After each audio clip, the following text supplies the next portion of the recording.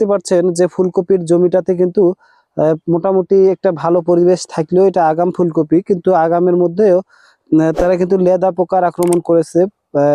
এই জমিটাতে ফুলকপিতে আসলে খুব বেশি পোকার আক্রমণ দেখা যায় না, যেমন এই যে পাতাগুলো ঝাঁঝরা করে ফেলেছে, এটা কিন্তু লেদা পোকা খেয়ে খেয়ে ঝাঁঝরা করে ফেলেছে। আর এই পাশেই কিন্তু ধানের জমি রয়েছে, এই ফুলকপির জমির পাশেই ধানের জমি। আর ধানের জমিগুলো যখন ধানগুলো কেটে ফেলবে ওই সময়টাতে কিন্তু এখানে কারেন্ট পোকাগুলো কিন্তু চলে আসবে এই জমিতে, যদি সঠিকভাবে ওষুধগুলো স্প্রে না করতে পারে। কারণ কারেন্ট পোকা চলে এসে এই যে সবুজ কচি পাতাগুলোকে কিন্তু রস চুষে খেয়ে বাদামি আকার ধারণ করে ফেলবে।